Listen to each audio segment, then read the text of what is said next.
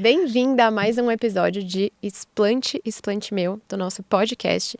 E esse segundo episódio é com uma pessoa muito especial, uma pessoa que eu admiro muito, é uma honra tê-la aqui.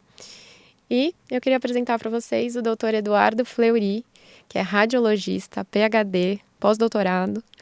Edu, se apresenta um pouquinho, conta a tua história e o que você faz hoje, como é que tá o seu dia a dia.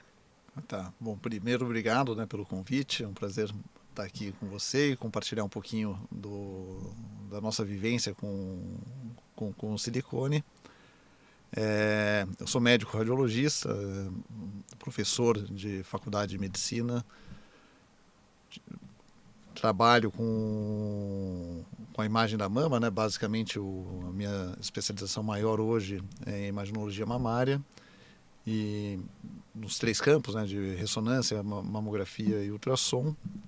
E a gente desenvolve bastante pesquisa hoje relacionada à mama. Então, dentre uma das pesquisas que a gente faz, a partir de 2015, a gente iniciou uma pesquisa para avaliar os implantes de silicone e que gerou um monte de trabalho científico, aulas, né, que a gente acabou publicando. E a gente ganhou desse tempo uma expertise ou um conhecimento muito rico, né, relacionado aos implantes de silicone. Mas o seu trabalho, então, é a avaliação das mamas como um todo, né? Você não é focado nessa questão, né? Como você disse, em um dos seus trabalhos, Sim, você encontrou. eu sou médico radiologista da antiga, né, um raiz. Então, a gente trabalha em hospital, então, em clínicas, onde eu tenho uma formação bastante ampla de radiologia. Então, eu faço hoje relatórios de radiologia gerais, então, como tomografia, ressonância, com uma especialização mais para a parte da mulher e uma subespecialização bastante grande com mama. Então, com o tempo, é óbvio que a mama foi ocupando mais espaço dentro do meu dia a dia. Mas hoje eu faço biópsia, procedimento invasivo de quase todas as áreas do corpo, avalio PET-CT, então eu tenho o meu dia a dia é bastante diversificado. Sim. Mas a mama acaba sendo o meu foco principal. Das Legal. linhas de pesquisa que a gente tem, né, a gente tem hoje correndo na parte de pesquisa mesmo, uma parte do silicone. Eu gosto muito de rastreamento, procedimentos invasivos com ressonância magnética. Então, eu gosto muito de rastreamento do câncer de mama. Então, acho que que a gente tem um impacto muito positivo na vida das mulheres. Com certeza. E no meio do caminho existe o silicone, que é uma das partes das pesquisas que a gente faz. Boa, gostei. Eu queria que você contasse brevemente como que surgiu, porque você tem um livro que se chama Voz do Silêncio, Quando a Ciência é a Inimiga. Eu queria que você contasse como que surgiu a ideia de escrever e como que foi esse processo de escrita. Conta um pouquinho para as pessoas sobre o que é o livro, como que surgiu. E a gente vai falar mais sobre as questões que estão dentro do livro aqui. Certo. O livro ele teve... Na verdade, eu comecei a fazer em 2015, a gente começou no nosso dia a dia, começou a ver que existiam algumas alterações nas mulheres que tinham silicone. E estava começando a aparecer o linfoma anaplásico de grandes células nessa época, né? Então, de começar a ter mais casos relatados do linfoma anaplásico de grandes células. Tá. E culminando com a proibição dos implantes PIP, que eram os implantes de silicone franceses que tinham sido proibidos, e com questionamento de alguns silicones texturizados nessa época, especialmente na época que eram os da Allergan, que eles acabaram até sendo banidos do mercado. Foi inclusive nessa época que você atendeu aquela paciente que foi, acho que a primeira paciente que te deu esse estalo, que foi a ressonância. Ela morava na França, né? Sim, ela morava na França. Daí eu emiti um relatório, porque usando o meu aprendizado e o que o nosso colégio americano, que faz a recomendação dos nossos laudos de ressonância, vocês devem conhecer, que é o BIRADS, usando os critérios dele, a gente ficava meio engessado para poder avaliar os implantes. Então, quando eu emiti um relatório mostrando que os implantes dessa paciente estavam normal, e na cirurgia foi visto que ele estava roto, ela veio questionar o laboratório e a mim Como que você deu essa...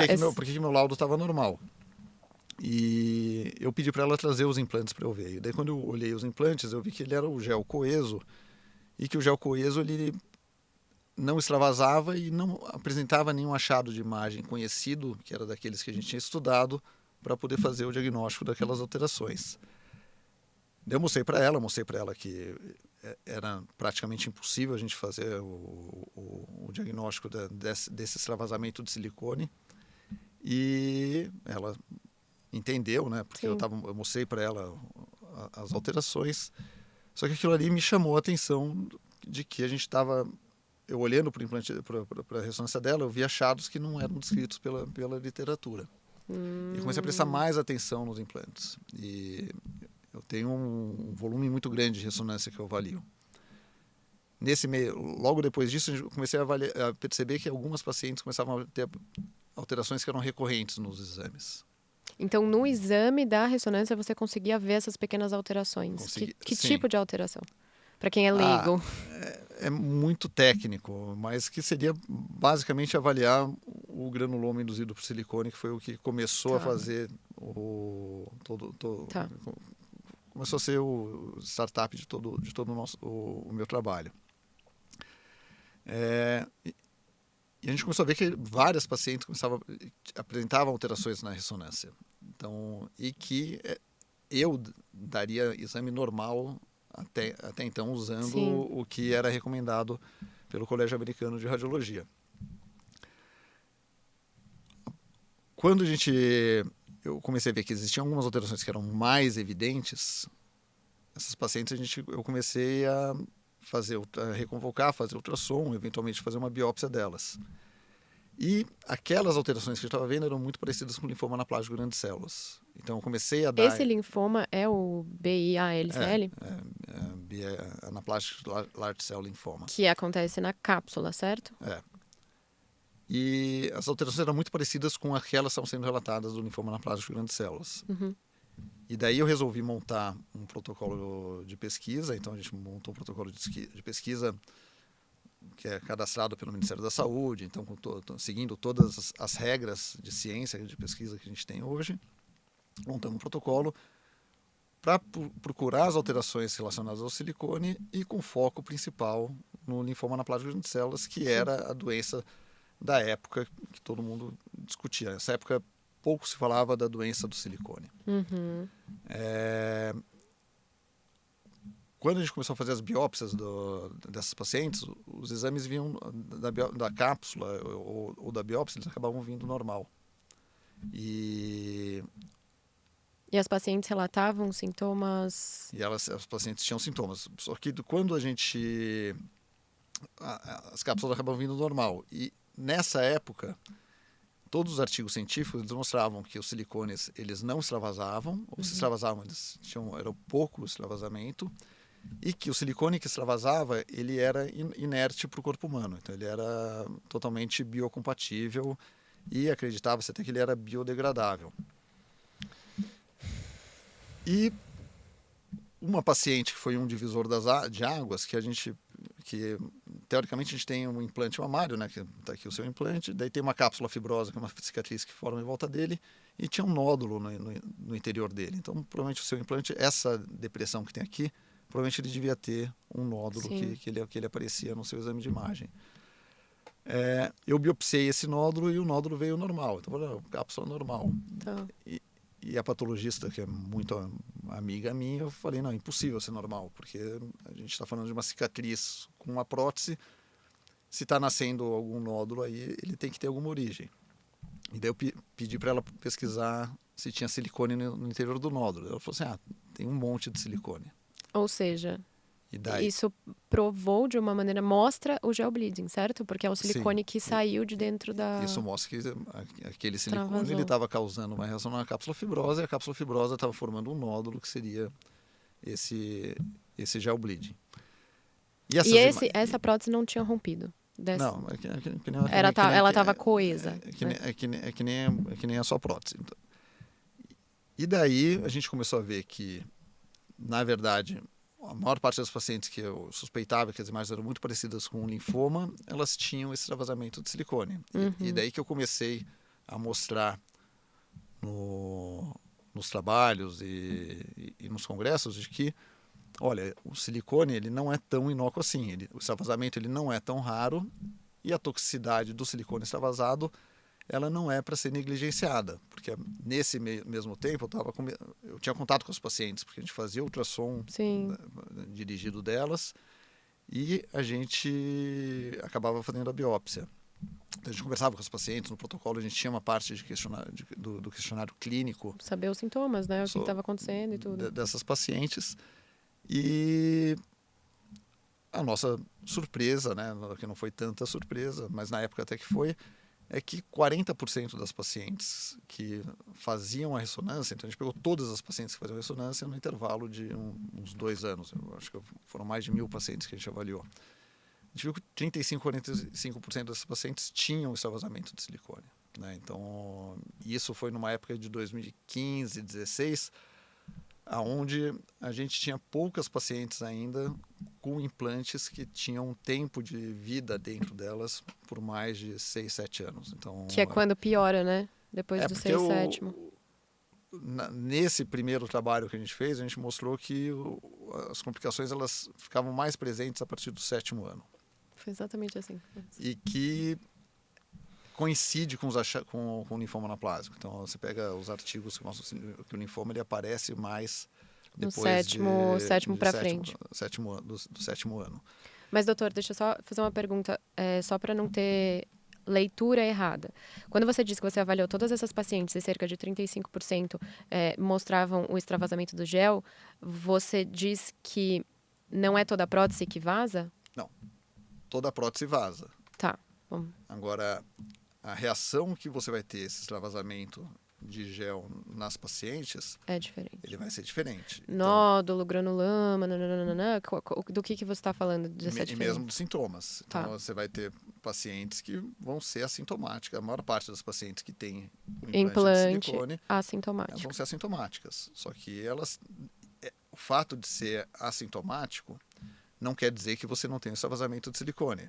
Entendi. E não quer dizer que esse silicone que extravasou não esteja causando mal nenhum para o paciente. Então, ele pode estar causando, mas de uma forma silenciosa. Mais silenciosa, não de uma forma tão exuberante como para outras. Mesma coisa, pensar numa picada de formiga. Então, você vai tomar uma picada de formiga, todo mundo vai se incomodar com a picada.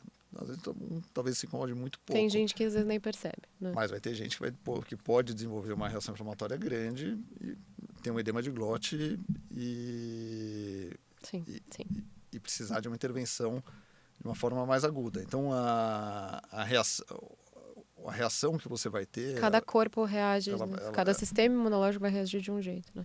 Exato. E sentir de um jeito. E como eu uso muito o exemplo do cigarro, né? Então, você vai...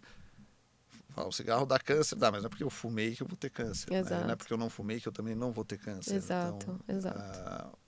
O que a indústria do cigarro faz? Ela dá a informação mostrando dos malefícios que o cigarro faz e cabe ao juízo da pessoa que vai fumar saber se vai fumar ou não. Não é porque a pessoa fuma que a gente vai criminalizar lógico, ela ou vai isolar ela. Ou apontar dizendo que ela vai ter isso ou vai ter aquilo, né? Exato. Porque não tem como saber. E às vezes, para ela, o cigarro está fazendo sentido naquela hora que ela está precisando. Agora, eu, como médico, cabe a mim mostrar... Informar e mostrar as evidências. Os malefícios que ele pode causar. Então, muito bom. Por exemplo, hoje eu faço muita campanha informativa sobre os vapes. Eu falo, a gente está destruindo talvez uma geração jovem que está usando o vape como uma alternativa. Sim. Então, eu pego muita complicação de tomografia em pacientes que fumam vape. Então, cabe a gente mostrar as alterações e as complicações que elas podem ter. É isso. E deixar para o juízo de cada um até que ponto é importante você fazer uso daquele produto, até que ponto você Sim. pode evitar. Sim. Doutor, fala sobre no lançamento do livro, durante a... Tá, não, só para terminar Ah, do livro, que você falou, por que eu escrevi o livro. ah, E daí a gente começou a divulgar as informações. Eu falei, simples. Então, para mim, tá simples. Eu estou mostrando que existe o extravasamento de silicone, que falavam que era raro, não é. Estou mostrando que ele está causando algum tipo de problema. Então, a gente pode mostrar essas informações e fazer um questionamento maior sobre o uso indiscriminado do silicone, né? Então, e naquele tempo, aquela informação ela era muito difícil de ser absorvida. 2015? 2015, 2016. Eu vinha com um trabalho que ele vinha mostrando uma coisa totalmente diferente do que era... O comum. Naquela época, você pegava os artigos de cirurgias plásticas e falava assim, o silicone é inerte. Implante de silicone, doença do silicone é um mito, ou é uma criação das redes sociais. Então, mas ainda hoje a gente escuta. Se ainda hoje a gente escuta isso, imagine em 2016. Sim, só que os artigos científicos das sociedades, especialmente de cirurgia plástica americana, eles falavam isso. Ah, tá. E daí, o que eu fazia? Eu pegava os meus dados e publicava em revista internacional de fator de impacto alto. Então, passados por todo o processo de publicação, Sim. editorial, então com peer review, e consolidando os meus achados no meio científico. Aquilo para mostrar que existia um contraponto do que a gente tinha até então como verdade, né? Como a verdade. Em 2019, teve uma audiência pública nos Estados Unidos, no FDA, que era para falar sobre a doença do silicone. Então, se juntou um grupo de mulheres, então você tem a Maria Dimitro, a Valoras, a Robin Taut, então são mulheres que são super engajadas, né? Então, que estão 5 anos na frente de tudo o que a gente vive. E em 2019 elas conseguiram essa audiência pública para poder mostrar que o silicone talvez não fosse tão inócuo como era propagado no meio acadêmico. E em 2020 o FDA acabou, frente a todo aquele questionamento das mulheres, acabou fazendo uma recomendação no site deles e que veio como resultado final o black box, né, que seria a tarja preta nos implantes, mostrando que um monte de achados, tá mostrando que o silicone ele tinha um gel bleeding, que o gel bleeding ele poderia, que esse gel ele poderia ser tóxico, que o implante tinha uma validade de 10 anos em média para poder ser trocado. Ou seja, não é vitalício. Que eles podem estar relacionados a doenças autoimunes e que deveria ter uma restrição maior para colocação dos implantes. Quando você tem o FDA com um posicionamento oficial desses em 2020, chancelando o que vinha no meu estudo, eu falei, não, então é hora de publicar como foi a minha experiência desde de o começo 2016 até essa chancela, né? Até essa chancela da FDA. Então eu saí de uma opinião pessoal para de uma pesquisa, né? Não é uma opinião pessoal, porque na verdade é fruto de uma pesquisa. A pesquisa, a gente retrata exatamente o que acontece no dia a dia para uma validação do FDA do que a gente estava estudando. E foi um marco mesmo, muito importante. E aquilo ali me deu uma liberdade para poder mostrar que da onde isso surgiu e como que a gente como que chegou, né, ou como que os meus dados eles estavam de encontro com o que o FDA estava mostrando. Sim, não, muito muito importante, muito relevante e foi também nessa época que o FDA trouxe esse termo que hoje a gente chama de doença do silicone aqui no Brasil, mas é o que eles chamam de breast implant illness, que são esses sintomas sistêmicos que as mulheres sentem, né? Foi quando surgiu esse termo também, não foi? Não, o breast implant illness ele vem já das redes sociais, nos fóruns que você pega no Instagram e Facebook americanos. que ele já vem desde 2016. Só que se você for pegar, especialmente na Europa, tem um monte de grupo que já considerava a doença do breast implant illness antes da moratória do primeiro implante. Então, são os pacientes de 1980, Uau. 1985. E, Então, e era esse o termo usado lá na primeira colocação da primeira prótese, lá atrás.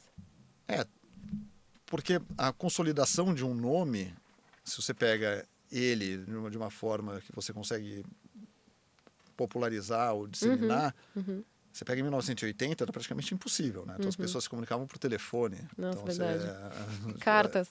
Então era uma coisa que você não tinha esse acesso.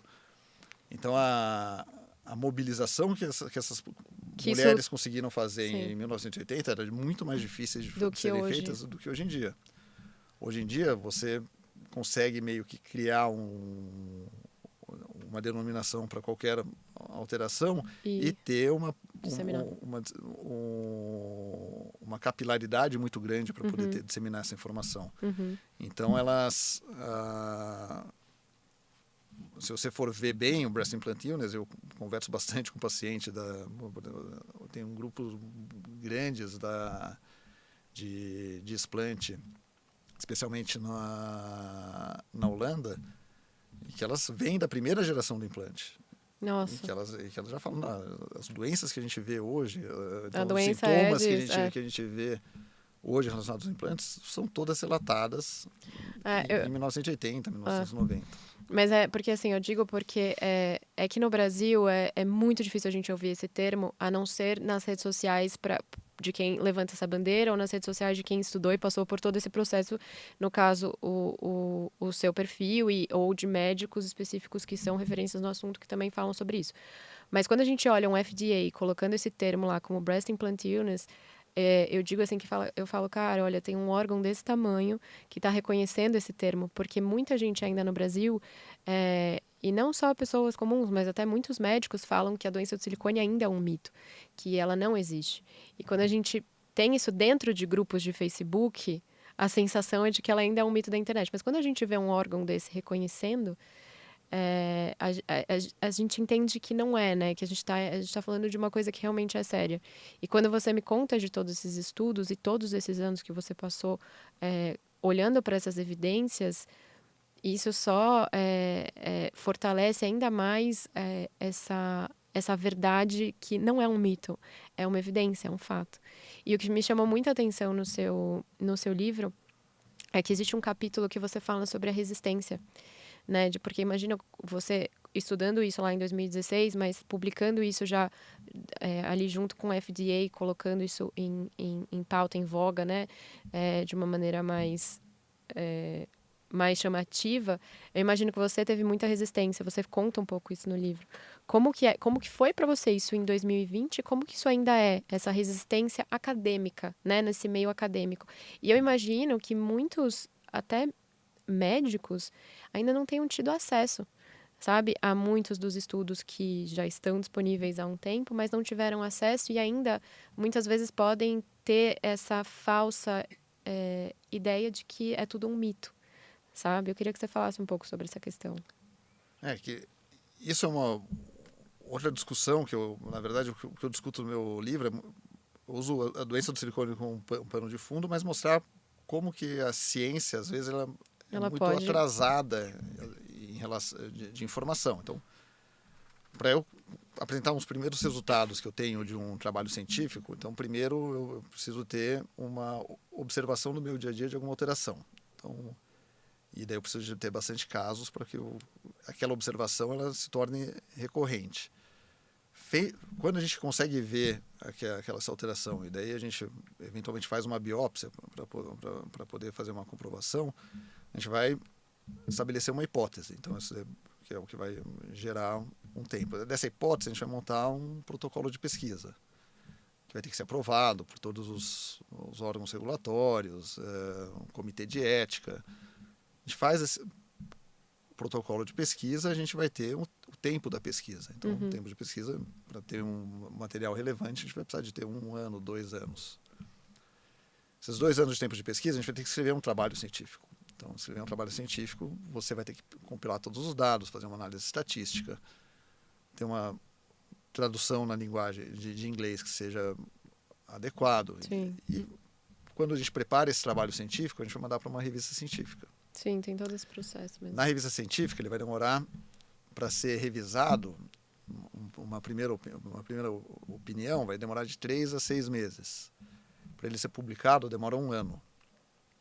Então, a gente está falando de o resultado inicial de uma observação para uma publicação, Demora. Um intervalo de 2, 3, 4 anos. Não, e para que os médicos tenham acesso a toda essa informação demora ainda mais, né? Então, na medicina é muito demorado, né? E daí, para você ter isso validado frente às sociedades e aceito, leva um tempo. Vai demorar um tempo. E nesse meio tempo você vai ter um monte de contraditório, porque ninguém é dono de opinião e provavelmente eu posso ser passível de várias críticas também no meu trabalho. E daí na discussão e no contraditório a gente vai aprendendo e vai entendendo o que a gente está estudando. Então a medicina ela vai se formando frente do contraditório. E então demora muito tempo. Já a rede social não. A rede social, que eu acho que é uma coisa muito boa, ela consegue trazer informação de forma muito rápida, com uma capilaridade muito grande. Sim. Só que a qualidade da informação que vem na rede social, ela não tem nenhuma barreira ou nenhum filtro para poder saber se aquela informação é uma informação que ela tenha um conteúdo com fonte ou não base de referências que validem ela ou não. E daí você começa a ter um distanciamento muito grande da ciência e do que está aparecendo na rede social. Porque um vai demorar muito tempo e o outro já está de uma forma muito, muito precoce mostrando aqui. Quando você vê, que eu mostro da importância, que eu falo que a ciência é inimiga, na história, que é o título do meu livro, é porque essa paciente que está com um problema agudo e que está sentindo os problemas do silicone... Não está vendo aqui desse lado, né? Se ela for esperar ter um posicionamento da ciência... É isso. Ela está ferrada, porque ela está com o problema naquele momento. Latente, exato. Enquanto que nas redes sociais, ela vai conseguir buscar essas informações e ver que aquela alteração que ela tem não é só ela que tem várias pessoas que já tiveram e que estão relacionadas com silicone, ela vai trazer uma luz para esses pacientes. Então, você pega os grupos de explante que você tem hoje disponíveis no Instagram, eles têm um papel muito importante. Eu acho que você passou por eles também, para poder trazer essa informação para os pacientes. Elas verem que existe... O que elas estão sentindo não é uma coisa que não existe. Não é só elas, que elas não estão sozinhas. Inclusive, eu descobri sobre tudo isso através do testemunho de outra mulher. E se não fosse outra mulher compartilhando a sua história e mostrando que outras milhares de mulheres também estavam com esses sintomas e com essa mesma caminhada, essa mesma jornada, eu não teria descoberto, porque não teria sido pela ciência, sabe? Então, foi dessa forma mesmo. E é super curioso. Você pega, por exemplo, o médico... ou que o cirurgião plástico ou qualquer de outra especialidade, ele não vai procurar nas redes sociais informação. Então, a informação geral do médico acaba não chegando ele vai não, vou me atualizar pelas redes sociais. Lógico. E é muito curioso. Você vai pegar a maior parte dos cirurgiões plásticos, vão falar assim, não, ele sabe dos problemas do silicone, mas ele põe porque ele quer ganhar dinheiro. Ouço muita gente falar.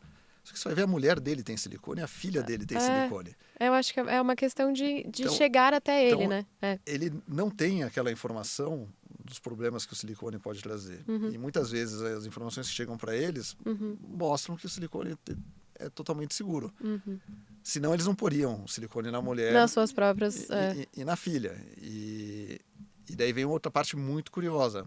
Muitas médicas que acabam vindo conversar comigo, elas chegaram no diagnóstico dela, ou chegaram na decisão de fazer o explante por conta das redes sociais E são médicas, né? E desses Instagram. Então, você vê o médico recebendo a informação frente ao Instagram. Então, o Instagram ele tem uma importância muito grande hoje, Sim. e não só no silicone, mas é uma forma de pacientes que tenham doenças semelhantes que consigam se encontrar e talvez divulgar o que elas estão sentindo. Sim. E daí você tem, o único problema é que você tem esse ato, né, esse gap grande entre a ciência e as redes sociais. Sim. Que hoje a gente vê nos nossos meios acadêmicos, né? Então eu faço parte de quase todas as sociedades de radiologia, da gente tentar reduzir esse gap e trazer mais o contraditório para dentro das nossas discussões. Mas isso demanda um tempo. E talvez hoje a gente esteja vivendo uma época de transformação e que eu acredito que vai ser uma época que é importante para trazer a parte médica, científica mais para perto das pacientes. Né?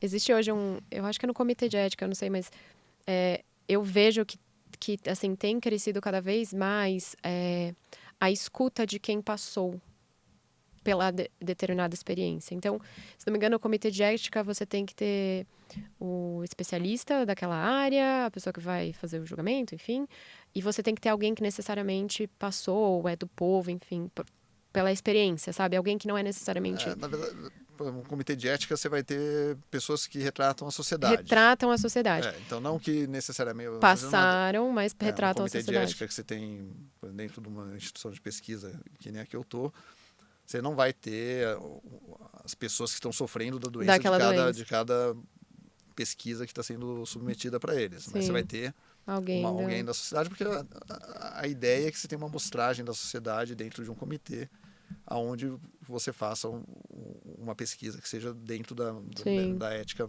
maior possível, que contemple todas as camadas da sociedade. Sim. Né?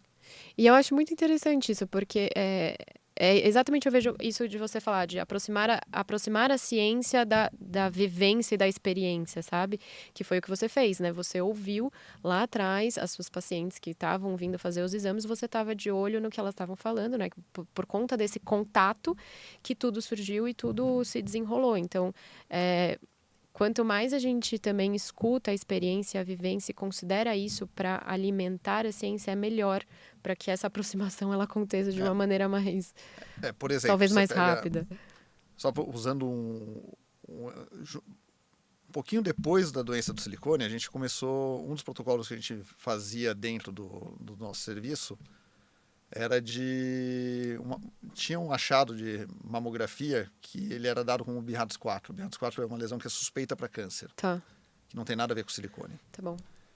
Isso era uma recomendação do Colégio Americano de Radiologia para que você usasse para esse achado um BIRADS4. Tá. Seguindo todo o protocolo que eu falei da doença do silicone, a gente fez o mesmo protocolo para esse achado, porque eu vi que o achado era muito mais frequente do que a gente imaginava. E montamos um protocolo de pesquisa para poder validar o que o BIRADS estava falando, referente que chama ducto único dilatado, que seria uma dilatação do ducto na mama. Tá. Isso foi em 2017, 2018. No nosso protocolo de pesquisa e na nossa pesquisa, a gente mostrou que aquela lesão que o BIRADS mandava fazer, dar um BIRADS4, que a gente viu para os pacientes, ia causar um problema na paciente, pela biópsia, a chance de ser um câncer era muito pequena. E daí a gente fez as nossas publicações e mandamos para o Colégio Americano de Radiologia para falar, olha, o entendimento que vocês têm hoje sobre a classificação dessa alteração, ele está errado. Vocês estão usando a gente está fazendo um super diagnóstico expondo as pacientes a procedimentos que são desnecessários. Esse ano, o BIRADS mudou o entendimento dele de ducto único dilatado. Um dos trabalhos que foram embasados foi a nossa linha de pesquisa, e ele considera aquele achado que ele mandava fazer biópsia, que era uma lesão suspeita para câncer, ele considera hoje como sendo uma alteração normal. Tá. Então, mostrar na prática como funciona a parte da pesquisa e como que a gente consegue ter um impacto, e que no final das contas a gente está tentando fazer um impacto seja positivo para as pacientes. Essa é a ideia, esse é o objetivo. Tem um dos estudos que você fez, que você mencionou no lançamento do livro, e que tem também no seu Instagram, que é sobre a migração do silicone. Porque o gel bleeding já está claro que ele acontece e já está comprovado em toda a cápsula e tudo mais. Mas este gel que extravasa da cápsula vai para onde? Como que vocês fizeram para mapear, para tentar entender se tinha essa migração, se aquele gel ficava ali entre a cápsula e a prótese ou não, se aquilo ali saía? Como que foi esse processo desse estudo? Que de novo vai pela observação e pelo nosso dia a dia, né? Então a gente começou a ver que algumas pacientes apresentavam lesões distantes e que estavam relacionadas a processo inflamatório. E eu, desde 2017, 2016, 2017, tem pacientes do mundo inteiro que acabam mandando os casos para eu rever, ou então contando a história. E daí a gente vê casos de pacientes que têm silicone saindo pela pele. Então, a pústula, sai uma vesícula na pele, daí quando ela aperta, sai silicone. Paciente que escarra silicone. Então, Escarra, tosse? Tipo... que na tosse o escarro vem, você consegue ver o silicone saindo. Então, a gente começa a ver que então, essas lesões de pele, essas excreções, né, que são todas tecidos que estão tentando expelir o silicone do corpo, em próteses que eram íntegras, comprovam que existe a migração. Então, só que até então você tem uma subjetividade muito grande desses achados e uma dificuldade em se fazer o diagnóstico. Uma das pessoas que eu trabalho junto e que a gente publicou alguns trabalhos juntos, que é o Henry Dickman, que é um patologista, pesquisador na Holanda, ele tem um trabalho muito grande na migração do silicone. E a gente teve uma paciente que, inclusive, era médica, que ela tinha o sinal de extravasamento de silicone pela ressonância e que tinha um monte de sintomas clínicos que meio inexplicáveis. Ela tinha uma síndrome do túnel do carpo, que é uma compressão do nervo mediano, que ela tinha passado por 3 cirurgias. E daí, no caso dela, a gente pegou o material cirúrgico da cirurgia. O Dickman avaliou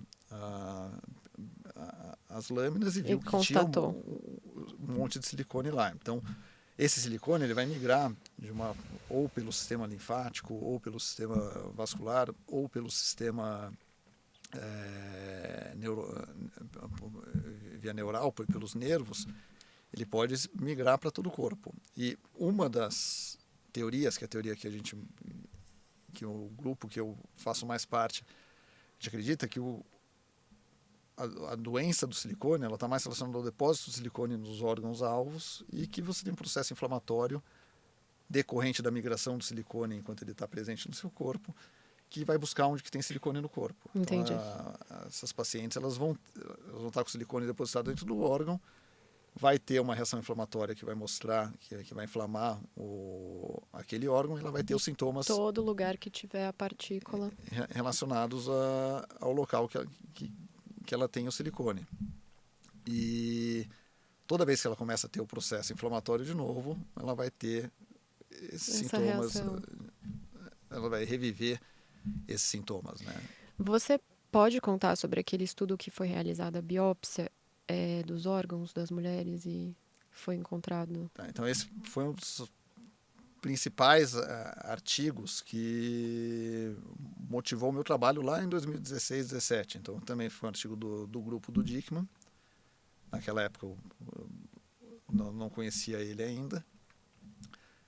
E que eu comecei a ver que existiam evidências de que o silicone poderia estar migrando. E daí eu encontrei esse artigo na literatura médica, onde ele pegava 2 mulheres que fizeram autópsia, que morreram não por conta do silicone, mas que tinham silicone.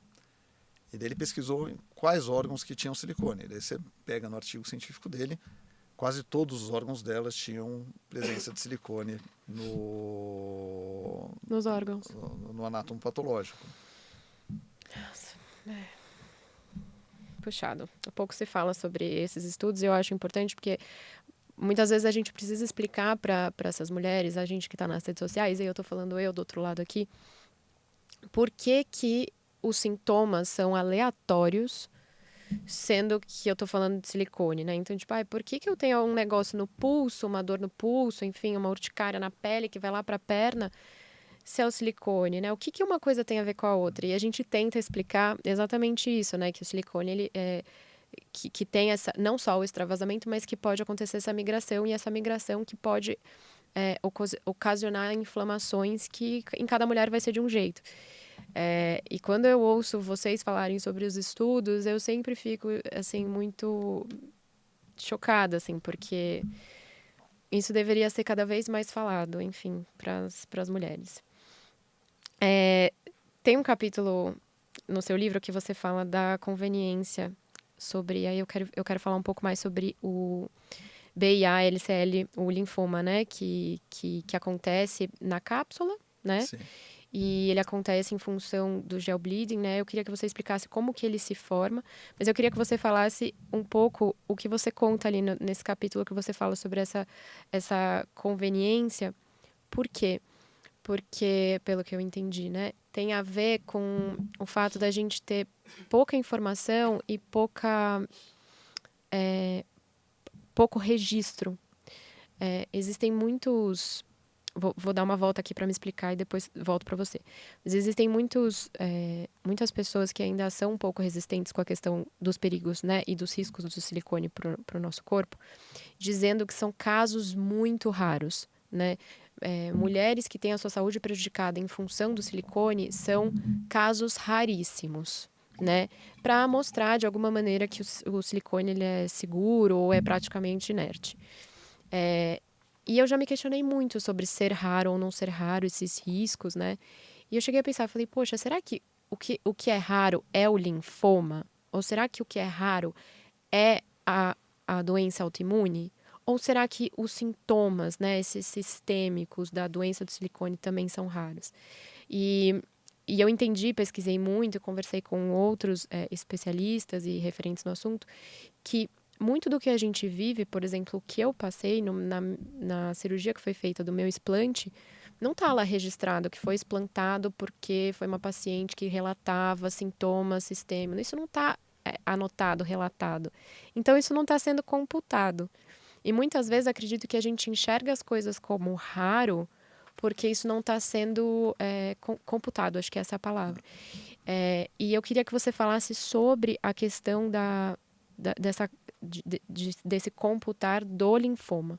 Ele é raro, não é? Como que ele aparece? Como que é essa questão? E por que você fala sobre a conveniência desse linfoma? Tá. Primeiro que hoje o FDA ele estimula todas as mulheres que têm sintomas da doença do silicone, seja pelo explante ou não, Nos Estados Unidos. a que façam uma notificação. Mas Sim. o que acaba acontecendo nos Estados Unidos acaba sendo transmitido para o resto do mundo. Então, qualquer paciente do Brasil que tenha os sintomas e que acreditam que esses sintomas estejam relacionados ao silicone, elas Pode lá declarar. podem se notificar no FDA e aquilo ali vai fazer parte de um grupo de pesquisas que vai ter a validação ou não daqueles achados. Então, a gente tem ferramentas para poder fazer essa divulgação de uma para poder forma. computar. Então, eu que a minha prótese é Refinex, que eu não sei se foi produzida nos Estados Unidos, mas eu posso ir lá Você vai e lá reportar. sim, porque eles estão estudando o silicone. Independente dessa prótese não ter sido produzida lá. Sim, de uma forma geral. Porque ele quer saber se... Mundo. Daí, talvez num grupo de pesquisa deles ele vai ter a notificação de quais próteses que estão causando mais problema e daquelas próteses ele consegue estabelecer uma relação causal entre as alterações que estão sendo feitas. Tá bom. Então, agora, se você não tem a notificação, aparentemente a prótese não vai causar problema. Ela não está causando nenhum tipo de problema. Então, a história do silicone ela vem muito complexa desde 1962, quando foi o primeiro silicone implantado. Primeira prótese, né? Na cachorra, né? Que foi o primeiro teste que eles fizeram do silicone. Que eles, inclusive, disseram que era como a água. Você fala... Que era inócuo como a água. Isso. E o primeiro explante foi a cachorra, que depois de 3 semanas ela mesma tirou o silicone. E aquilo ali ela arrancou. Ela arrancou sozinha. E aquilo ali foi considerado um sucesso do ponto de vista científico da época, né? Então, daí começaram a usar o silicone a partir disso. Em seres humanos já em 62, 63. Só alguns conceitos, né? Então, a doença do silicone não é uma doença autoimune. Uhum. Então, você não está... O seu sistema imunológico ele não está desenvolvendo células contra o seu Sim. sistema, contra as suas células próprias. Por isso que os exames de sangue eles dão todos normais ou pouco alterados, eles são muito aleatórios. Ele é uma reação ao silicone que ele está no corpo. Então, quando você pega em 2016, que começa a ter um questionamento maior em relação especialmente aos implantes texturizados, onde você pegava toda a literatura científica e falava que os implantes eles eram inócuos e não causavam problema nas pacientes, que eram inertes como a água, então isso era usado e que o que a rede social falava era um mito ou então era uma criação das redes sociais quando a gente está começando a falar da doença do silicone. Então a gente tem a ciência falando que você tem um implante que ele não causa problemas e um bando de evidências mostrando que ele pode causar problemas. Sim. Quando você fala que existe o gel bleeding, que o gel bleeding pode causar problema, que esse problema ele é um problema que ele vai ter a maior parte dos pacientes vão ser assintomáticas, mas vão ter pacientes que são sintomáticas. E no meu trabalho que a gente mostra que a gente vê a gente tem evidências significativas de gel bleeding, 35%, você começa a falar, putz, então a colocação do implante está gerando problema em um monte de mulheres que está colocando implante. Sim. Quando você vê um linfoma anaplásico de grandes células, que é o BIALCL, ele vai ser pouco frequente. Então, é raro de acontecer, de ser encontrado. O linfoma, tá. E o linfoma, efetivamente, ele é raro de ser encontrado. E são só 9 mortes pelo linfoma reportadas no mundo. E é um câncer. Então, teoricamente... Ele não é um câncer... A gente está falando que é um câncer. Tá. Eu tenho alguns questionamentos técnicos e científicos sobre ele efetivamente ser um câncer de verdade. Tá. Não que ele não faça mal, ele vai fazer mal igual. Tem um monte de lesão benigna que faz mais mal do que muito câncer maligno. Então, não é necessariamente que você tem um câncer que você vai morrer e que você tem uma lesão benigna que você não vai sofrer. Não vai ter problema, então, tá bom. A maior parte das vezes vai ter o câncer, você vai ter um desfecho pior do que você ter uma lesão benigna. Mas às não vezes é uma regra. Pode acontecer diferente. Tá. Quando você vê, especialmente nos Estados Unidos, eles assumindo o linfoma anaplásico como sendo uma grande complicação do silicone e correndo atrás de como melhorar, fazer diagnóstico, eles sabem que é uma doença rara, que a chance de cura é muito grande.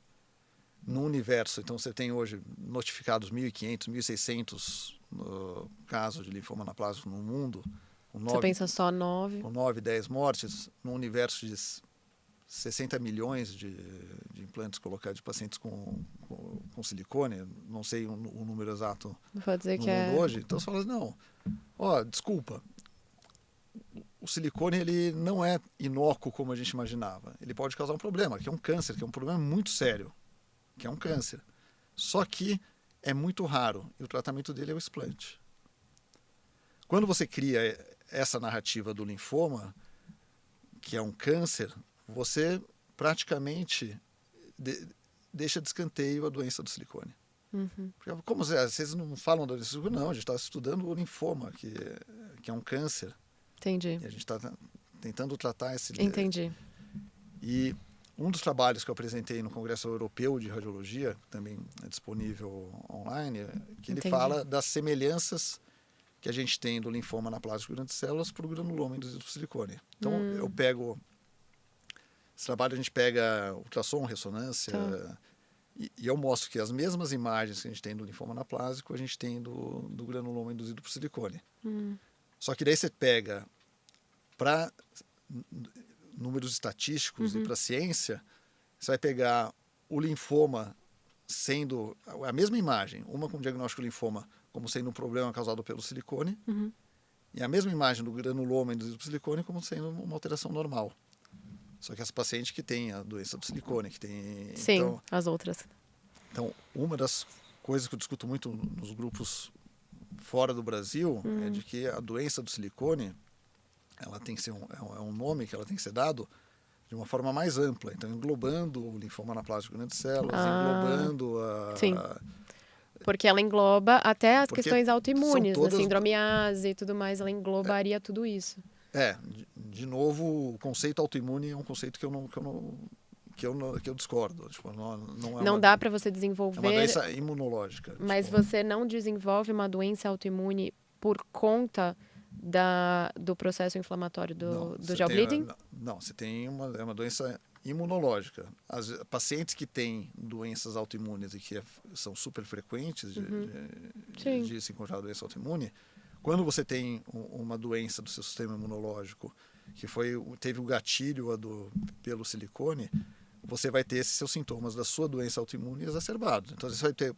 Sim, porque aí você vai ter um grande E gatilho. daí você vai pegar pacientes que teoricamente iam ficar silenciosas, essas doenças autoimunes que elas já tinham antes de colocar o silicone, Entendi. elas vão ser desencadeadas pelo Entendi. gatilho do silicone. Então eu estaria silenciosa antes e o silicone foi o grande gatilho. Entendi. Poderia ser. Entendi.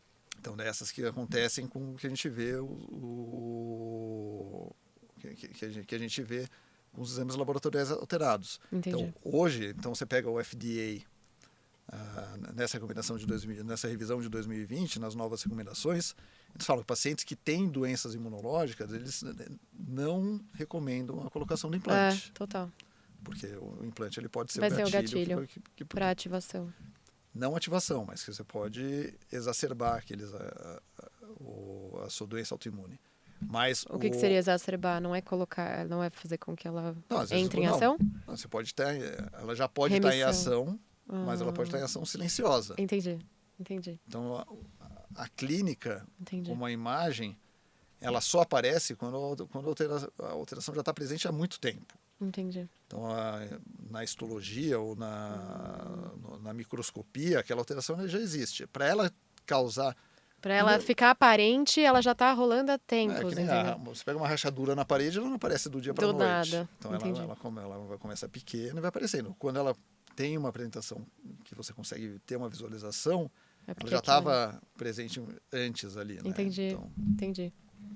E mesmo os nossos achados de imagem que a gente tem, vale para tudo, não só para implante, quando a gente consegue ver na imagem alguma coisa que já está lá há algum tempo acontecendo. É verdade, para ficar visível. Edu, eu queria te fazer uma pergunta, que foi uma pergunta que fizeram para você lá no lançamento do livro. Tinha uma mulher que tinha tido câncer de mama e ela recebeu o diagnóstico já com a indicação da colocação da prótese. Colocou a prótese. Eu queria ouvir de você, depois de todos esses estudos, de tudo que você evidenciou dos riscos, né, do silicone, não só do BIA, ALCL, do linfoma, mas também todas as questões da doença do silicone e as inflamações no corpo, o sistema imunológico. O que você acha sobre a mulher que passa pelo câncer, vive a mastectomia e tem a dúvida ou recebe a indicação de colocar uma prótese, né? O que é isso para você? Queria ouvir. Tá. O que cabe a gente e meio médico, acadêmico, é prover informação. Então, a gente tem que dar as informações baseadas em referências que sejam auditáveis, teoricamente, né? O que o FDA recomenda? Então, se você for ver a recomendação do FDA, eu não vou dar minha opinião pessoal. Tá. O FDA ele fala que qualquer cirurgia de mama envolvendo o implante ele tem que ser a última opção dada para o paciente. Então, a primeira opção seria... lipoenxertia, alguma coisa assim? Não, uma mastectomia. Sim. Então, vai ter uma mastectomia sem colocação de implante. Segunda opção, você vai fazer o uso de enxertos autólogos. Então, você vai fazer ou uma reconstrução com reto abdominal, ou você vai fazer as cirurgias hoje que você faz com microcirurgias, que você pega retalhos da coxa ou mesmo do abdômen e acaba reconstruindo a mama, até você chegar nas cirurgias com prótese. Então, no termo de consentimento que o FDA ele estabelece e que quase todas as bulas dos implantes têm, eles falam que o médico deu todas as opções, como uma opção final ele deu a colocação do implante e que eu refutei todas aquelas ideias e coloquei o implante.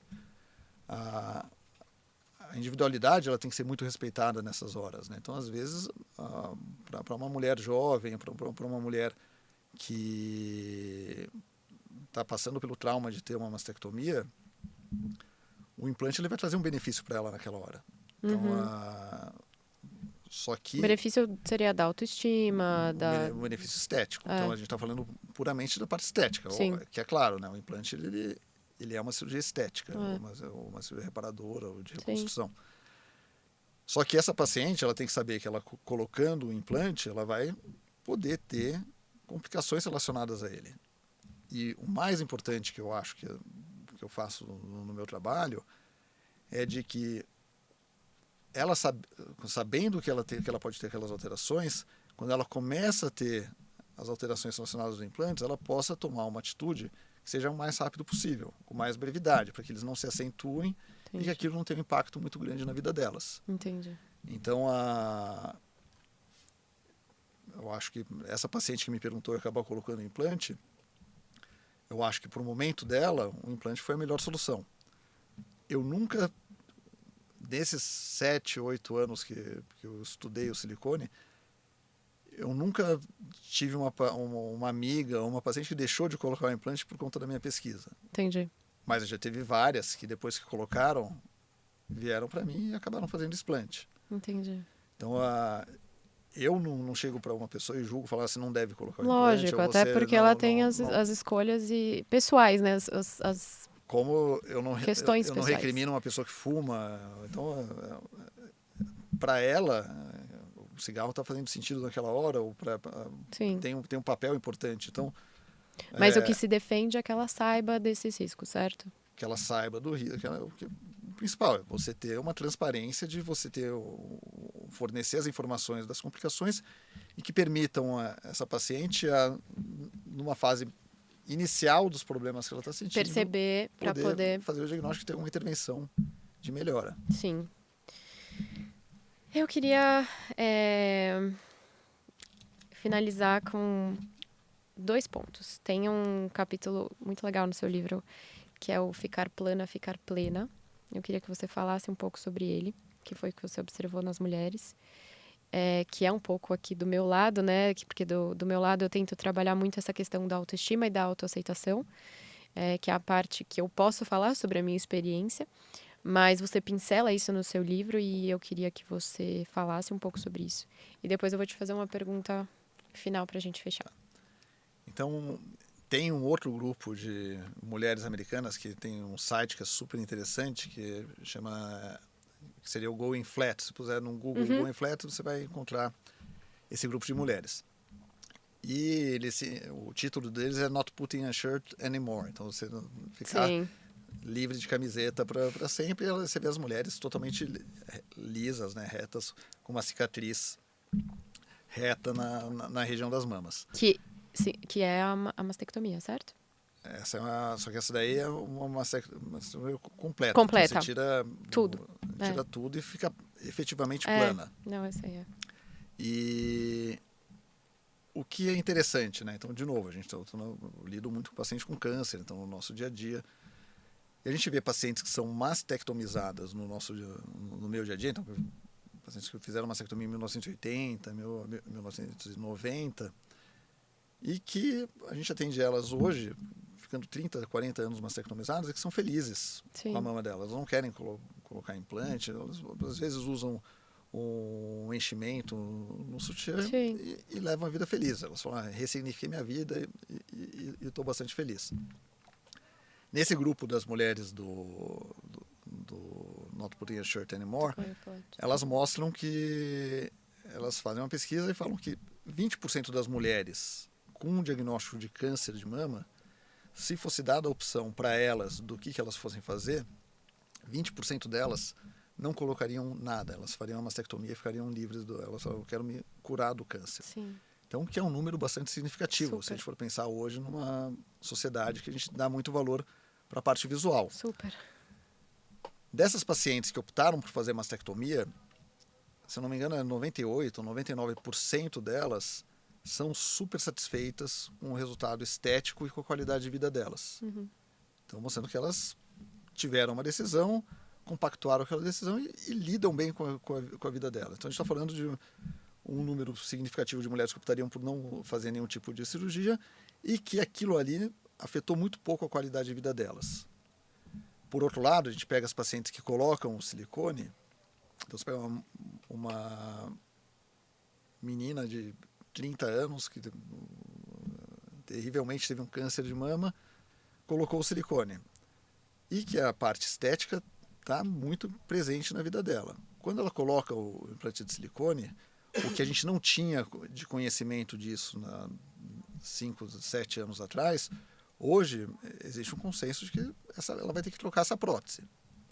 Pelo FDA e pela própria bula dos implantes, você pegar a bula dos implantes, ele vai falar, quando você troca a prótese, a chance de você ter uma complicação nessa nova prótese, ela dobra. Dobra? Isso está na bula das próteses? Está na bula das próteses no FDA. Então, quer dizer que essa mulher que com 30 anos colocou o implante, ela vai ter que trocar vai com trocar, 40. vai trocar. Talvez vai ter que trocar com 45. E cada uma dessas trocas vai gerando trauma. E daí você pega... Eu pego muitas pacientes hoje que colocaram o implante e falam, putz, depois de 6, 7 anos, teve um impacto muito positivo no primeiro momento e hoje as complicações dele já não estão valendo a pena. Então, você põe na balança, depois de um tempo já não começa mais a fazer sentido. Tem muita contratura. Uhum. Então... Só que ninguém fala da mastectomia e todo mundo entende como sendo uma mutilação e que aquilo ali é muito negativo. Então, na verdade, eu trago um contraponto baseado em artigos científicos, na vivência dessas mulheres, de que aquilo ali talvez não seja o fim do mundo, talvez seja um recomeço de uma nova ressignificação dos valores que elas tenham. E que é importante a gente mostrar que não é o fim do mundo para todo mundo, né? Tem gente que consegue conviver com aquilo. Aquilo ali talvez sirva como um exemplo para as outras pessoas que vão passar por aquilo que aquela pessoa passou. Muito. Não, eu achei muito bonito quando eu li esse capítulo especificamente, porque muito do que eu faço hoje é em cima desse ressignificar, né? Porque ainda tem o mito e tem muita menina que tem medo, que precisa e quer. E até já tomou a decisão de fazer o explante, mas tem aquele medo e aquela angústia do tipo, será que eu vou ficar mutilada? Será que eu vou ficar feia? E, infelizmente, doutor, muitas meninas, quando chegam no consultório médico e falam, olha, eu queria fazer o explante, o médico fala, você vai ficar muito feia, você não vai saber lidar com isso. Isso é real. Eu recebi isso pessoalmente, mas eu não falo por mim. Aqui eu falo por muitos relatos, muitos mesmo, que vêm também das redes sociais. E muito do nosso trabalho, das meninas que estão nas redes sociais, falando sobre isso, dividindo a sua história em livro, em vídeo, em conteúdo, é exatamente para ressignificar essa experiência. Porque uma vez que você entende que você precisa e que você já tomou a decisão que você quer e a tua saúde está pedindo isso, é um caminho a ser percorrido. Mas esse caminho ele pode sim ser bom, a partir do momento em que a gente quebra esses mitos, sabe? E esse capítulo, especificamente, eu gostei muito, por isso que eu queria que você falasse. Obrigada. E a cirurgia do explante, tecnicamente, não é uma cirurgia simples, né? Então, a gente tem que buscar fazer retirar o máximo possível da cápsula. Às vezes a cápsula tem muita aderência, às vezes você pode ter complicações relacionadas à ressecção da cápsula. Então você tem às vezes um limite que é impossível que você retire a cápsula de uma forma completa. Sim. Sim. O plástico que ele está querendo vender uma autoestima estética para o paciente, ele está fazendo uma cirurgia que vai contra a formação dele, que ele vai estar mutilando, né? Você tira em termos técnicos, né? Você tira, corta tudo. Você vai estar, de certa forma, acabando com o sonho que você entregou. Que a paciente teve. Então, é natural que os médicos tenham uma certa resistência, porque é um tempo cirúrgico mais difícil mesmo. E na estética, na questão estética, não é necessariamente o que eles entendem como o melhor dos mundos, até porque muitas meninas precisam fazer a mastectomia e tem aquela cicatriz que vai ficar.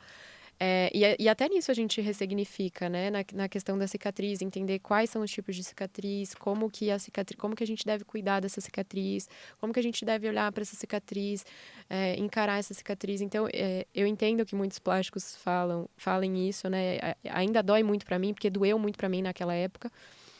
Mas ressignificar foi muito importante, sabe? Enfim, isso que você escreveu e trouxe das meninas do Going Flat só corrobora, só ajuda, só traz mais força para esse movimento que seja mais leve e verdadeiro, né?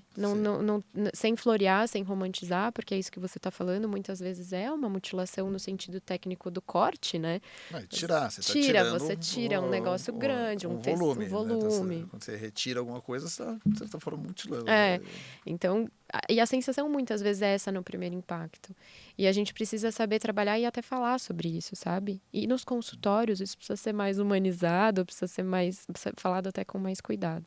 Então, muito obrigada pela sua contribuição. Para finalizar, eu faço essa pergunta para todo mundo, ou que eu falo em lives, ou que eu já trouxe aqui no podcast, mas se você pudesse dar um recado para essa mulher, essa menina, que está com a sua saúde,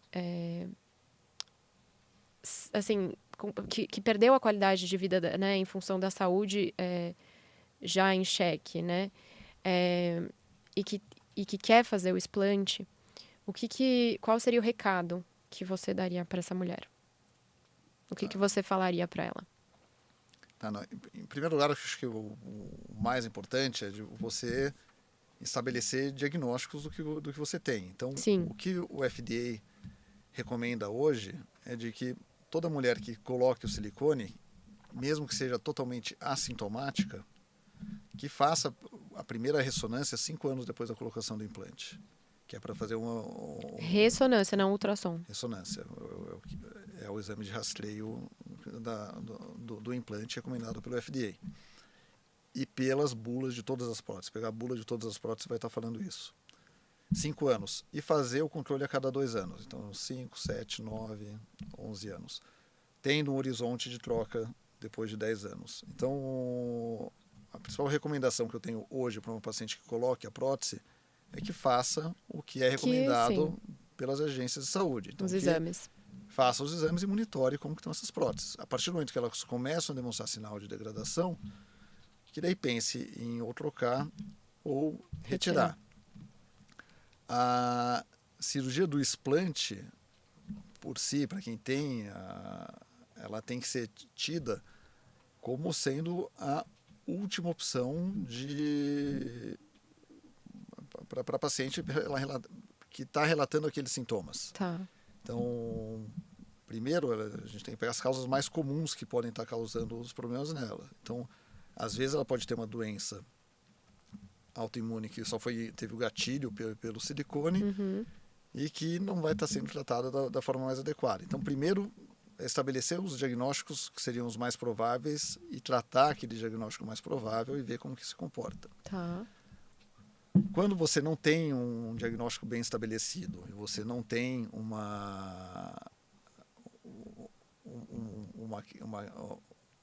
algo que justifique o que você está sentindo, daí tem a gente fala na medicina que é uma prova terapêutica. Então, acabaram todas as opções que eu tenho para poder saber o que eu estou sentindo. Eu tenho a prótese. Então, a prova terapêutica, você vai tirar, daí você vai fazer o explante e ver como que você vai se comportar depois da retirada do explante. Tá. Geralmente, pacientes que vai ter mais de 10 anos. Mas isso é a última opção que você vai ter para os pacientes. Tá. E daí, quando você praticamente exclui todas as causas mais comuns que poderiam estar dando aquela alteração e só sobrou o silicone, daí você faz a cirurgia do explante, que é uma cirurgia, de novo, que não é uma cirurgia simples, é uma cirurgia chata, a recuperação dela é uma recuperação chata, e depois e daí você vai ser elegível para fazer a cirurgia do explante. O mais importante é saber que essas pacientes que já tiveram o implante, elas tiveram uma alteração do sistema imunológico. E que essas pacientes, infelizmente, para o resto da vida delas, elas vão ter o sistema imunológico mudado por conta do silicone que vazou. Que vazou e que está no corpo dela. Então, por mais que faça uma capsulotomia em bloco, as pacientes continuam. O que vazou pelo corpo, a gente não tira. E daí, essas pacientes, elas estão suscetíveis a gatilhos de adjuvantes durante a vida inteira. Então, toda vez que ela vai fazer um botox, ou fazer um preenchimento, ou eventualmente tomar uma vacina, isso pode dar ela pode voltar a ter os sintomas de novo da doença de silicone. Então, os pacientes têm que ficar atenta e saber de que não tirou o implante, fez a capsulotomia em bloco, que ela vai estar livre. Então, você pega essas pacientes que eu tenho contato da Holanda, elas pacientes sem sintomas até hoje. Então, depois de 40 anos, 50 anos que elas muitas mulheres relatam melhora, mas é difícil ser 100% e muitas vezes vai e volta, né? Sim, porque quando você vai tendo exposições a processos inflamatórios crônicos no seu corpo, que daí acaba tendo tudo. Esses sintomas de volta. Sim. Então, sei bem. O mais importante é você estar ciente de tudo. Isso. De todas essas informações. E geralmente saiu um trabalho recente da Sociedade Americana de Cirurgia Plástica que mostra que das mulheres que fizeram explante, sendo elas com sinais clínicos de doença do silicone ou sem sinais clínicos de doença do silicone, os dois grupos de mulheres relataram melhoras significativas de qualidade de vida. Sim. Independente de ter sintomas ou não. Mas, como eu te falei, muitas vezes a gente pega a mulher que tem uma contratura capsular ou que tem, como é uma doença insidiosa, são alterações que demoram para aparecer, as pessoas vão se acostumando com aquela... Você não percebe, né? E ela acha que ela está normal. Você se acostuma. E daí quando ela tira o silicone, ela fala, poxa... Nem lembrava que era respirar. Foi essa a minha sensação de, eu nem sabia que eu tinha esse espaço todo para respirar. Ou, nossa, eu nem lembrava que eu tinha disposição. Enfim, a gente não lembra mesmo. Porque eu falo que é homeopático, sabe? Você vai piorando e você vai se acostumando. Mas esse artigo é super interessante, que ele mostra que mesmo os pacientes assintomáticas relataram melhora com o explante. Uau! Então, ou seja, talvez elas relataram que eram assintomáticas, que não tinham sintomas porque não percebiam a diferença. E daí, quando retiram o implante, elas melhoraram. E se você for ver... O que eu considero é que às vezes o implante ele tem um papel importante na vida da paciente, para autoestima, então, mais que você não tem que assinar um contrato de que você tem que ficar com ele para o resto da vida. Então, uma pessoa que colocou o implante com 20 anos, saber. Vai viver com ele até os 30 e depois talvez mudou a vida, ela não vai ter que ficar trocando o implante, ficar com o implante para o resto da vida. Então, ela vai trabalhar a cabeça, ao invés de trocar, dar um intervalo, ficar um tempo sem, ou então depois ter uma decisão de colocar um novo implante. Então, é uma decisão muito pessoal. Uma coisa que é muito importante, que eu falo muito para os pacientes, é o apoio familiar. Então, muito. Assim, eu não recomendo ninguém fazer um implante que o marido ou o companheiro ou a família seja reprovando aquilo, porque o paciente fica muito sensível depois que tira o implante. Se não tiver todo esse apoio familiar, elas vão ficar muito expostas. Não, precisa de apoio familiar, ou quem tiver ao lado, até emocional, psicológico, se possível, porque mexe muito com o nosso psicológico, mexe muito com o nosso emocional. Sim, e você se expõe a um julgamento muito grande, né? Fala, Sempre nossa, inteiro. Mas... Por que você tirou? Por que você pôs? Por que você tirou? Isso é mentira, isso é verdade. Ah, ficou bom, não ficou. É isso mesmo. Então, acho que essa rede que você tem de apoio é muito importante. Necessária. Se você não tiver essa rede, eu não recomendo que faça o explante. Eu falo, espera encontrar uma rede, espera ter esse apoio para viver esse momento. Sim. Boa. Muito obrigada, Edu. De verdade, foi uma honra ter você. Obrigada. Obrigada a vocês que assistiram até aqui. E a gente se vê na próxima. Tá ótimo. Obrigada. Obrigado você.